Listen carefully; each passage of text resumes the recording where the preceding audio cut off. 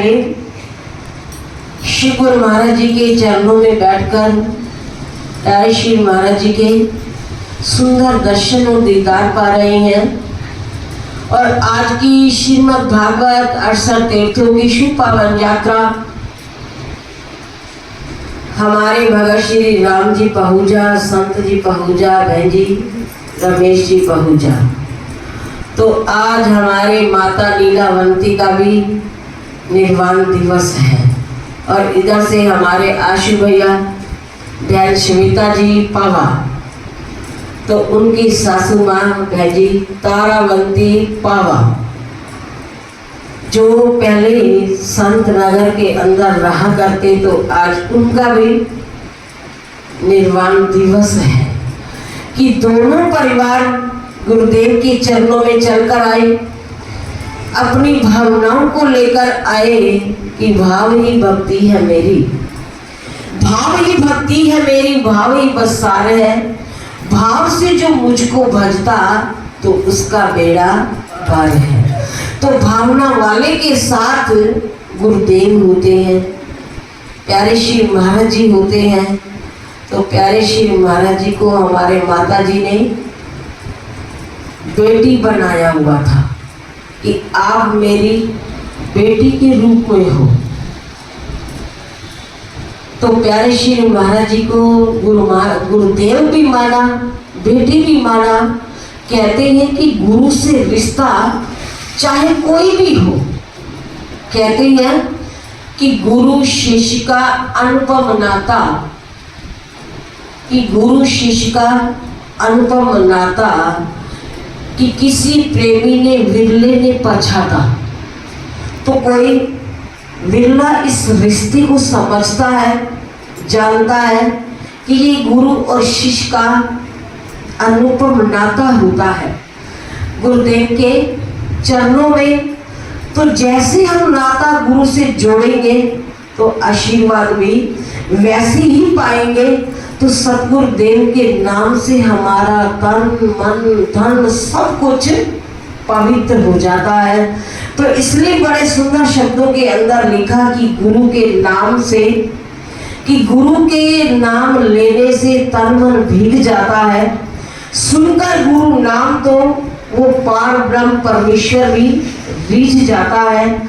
चाहे भक्ति का मार्ग हो या दुखों का चक्र भी हो, सतगुरु का नाम लेने वाला हर परिस्थिति में जीत जाता है, हर परिस्थिति में जीत जाता है। कि जीवन के अंदर हर परिस्थिति आती है, हर उतार चढ़ाव आता है, हर समय आता है। कि जैसा भी जीवन के अंदर समय आए तो हमें वैसा बशर करना चाहिए कि ये समय किसी की इंतजार नहीं करता, समय की इंतजार तो हमें करनी होती है। तो श्रीमद् भागवत महापुराण के अंदर भी भगवान श्री कृष्ण जी बोले, कपिल देव जी बोले कि अब मैं तुमसे एक इतिहास योग कहता हूँ कि जिसके अभ्यास से मन उत्तम मार्ग को प्राप्त हो जाता है। कल्याण की इच्छा करने वाले पुरुष को चाहिए कि वह मेरी लीलाओं का अपने मन में ध्यान करे। अगर हमारा मन भगवान की लीलाओं को, कथाओं को सुनने में लग जाता है तो मन के अंदर इस बात का विचार करें कि ये ध्यान योग सब योगों से श्रेष्ठ है। कि अभी हमारे संत भाई साहब गुरु महाराज जी के चरणों में प्रार्थना कर रहे थे कि गुरुदेव के चरणों में हम सबका योग लगा रहे।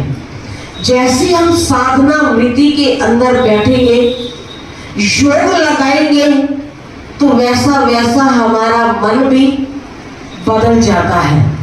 तो सब कुछ इस मन के ऊपर चलता है, तन भी, धन भी और वाणी भी।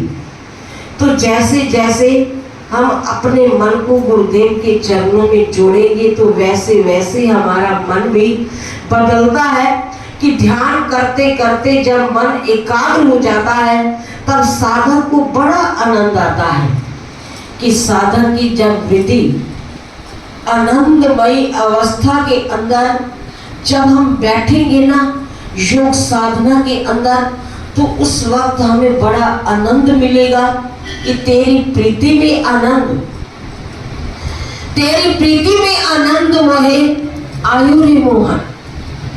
वैसे तो हम सारे कहते हैं कि मुझे गुरु महाराज जी के चरणों में आते आते इतने वर्ष हो गए कि किसी भक्त ने सवाल कर दिया गुरु महाराज जी के चरणों के अंदर कि प्रभु कि मुझे तो आपके चरणों में आते आते 12 वर्ष हो गए हैं कि मुझसे पहले कई भक्त आए और वो अपना जीवन बनाकर चले गए, तो इसका कारण क्या है? तो जब प्रभु के प्यारे ने गुरुदेव के चरणों में ये प्रार्थना करी, अर्जी सुनाई, तो गुरुदेव पूछने लगे कि तुझे हमारे चरणों में आते आते कितना समय हो गया है, लेकिन तूने अपनी मनमर्जी को छोड़ा नहीं छोड़ा।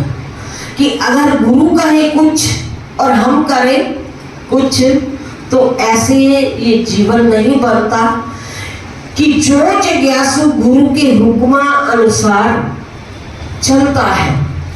कि हमारे तारावंती बहन जी ने, हमारे लीलावंती माता जी ने कि पूरे जीवन काल के अंदर गुरु के हुक्म को पल्ले बांधकर रखा कि अगर गुरु के बदले कि कोई मेरा सिर भी उतार ले तो मैं देने के लिए तैयार हूं।